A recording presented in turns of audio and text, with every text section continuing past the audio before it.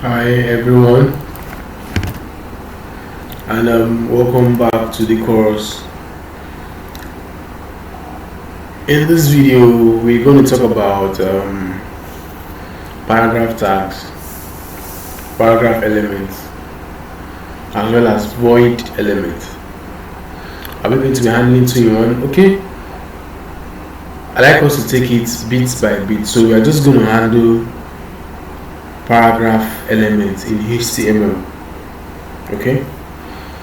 So I urge you, if you're not yet subscribed to my channel, hit the subscribe button, like the video if this is what you like, because more and more of this is going to be coming up soon, right?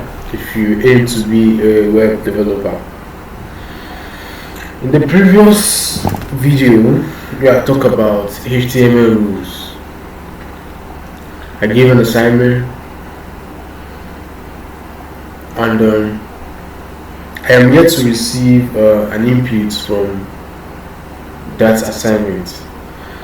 So when I receive an input from you guys, then I'll be able to give a solution towards it. I'll make a separate video for a solution towards it. So those of you who find it very difficult to walk through, so when I make the correction video for everyone, I think it's going to be clearer. So but I need your input first. I need to see what you have done first, so I know your weak points and know how to brace you up for impact.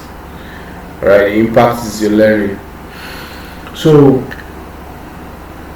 moving on straight to what we have, we're talking about paragraph elements in HTML. I want to create a new window whereby I start from afresh. Then we have an overview. You've seen the steps I use to create a new window. So we are going to create a new file.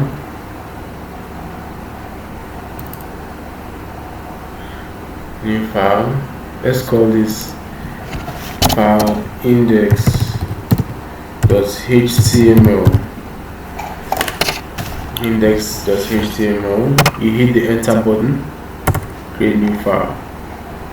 Okay, where is this file going to be located? Let me go to desktop, my web development folder, web development project. I want to create a new folder. So can you see that each file in the VS Code, each file VS Code you generate in VS Code needs to be inside a folder. So I'll be creating a folder. And what will be the name of this folder? Paragraph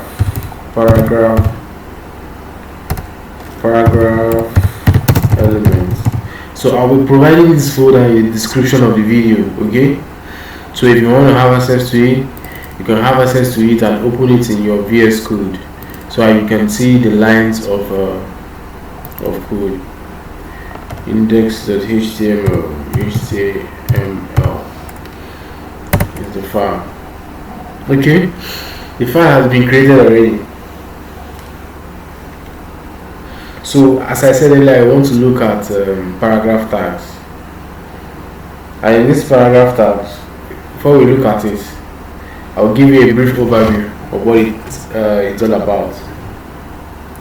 You know, it's not just you presenting your contents in only headers alone, because the last time we talked about what headers.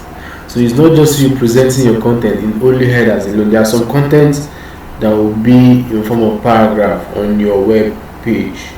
Alright. So the HTML codes generally are block level elements. They come in form of blocks. Okay. So meaning that if I am having a H1 here, H1 tag, let me call this. What should be the name of this class? Web development crash course. Yes, that'll be it. Then under this web development crash course, I will talk about h2 about this course. Just watch what I'm doing, you have an idea. So I'm going to show you paragraph tags. So let's see the outcome of this. Right click on it, go to show preview, web development crash course about this course. Okay, now we have two headings. Now, are you following? We can have another heading, probably something else, but right now we have two headings. Okay, so let me get something adjusted right now. Good, welcome back. So the third content we're going to include here is what we call a paragraph. The paragraph is now going to make it look nice. What do I mean by nice? So let's give a paragraph of what this course is all about. This course is intended to build up young minds who are solely interested in becoming a web developer. Good. Can you see that this paragraph is significantly different from the headings? You can see this is just a header about something, and this one is just the body of it. So this is how paragraph tag looks like. It starts with an opening tag. So let me close this so that I see this clearly. It starts with an opening tag. This is the opening tag, angular bracket.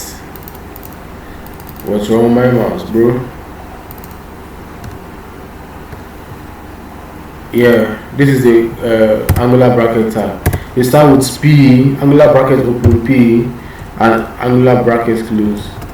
The moment you just do it, it's going to create an opening tag for paragraph where your content will go into, and a closing tag that will close up that paragraph, that particular paragraph. Alright, I don't know if you get my description. If you don't get it, you can ask questions in the comment section. I will be available to pick them up. So going back to paragraph tags, I want to include another paragraph again. This, okay, remember I said opening tag P, then you close it, is the paragraph tag. This course is entirely free and sponsored by the Partnership Initiative for Niger Delta. This is another paragraph I have included, right? So let me right click on it. Let's preview that web page. Show preview. Okay, can you see that we've just done something quite amazing? Alright, so this is how we're going to continue from here. The next video I'll be talking about void elements. So a brief recap of what I just said. We talked about paragraph tags.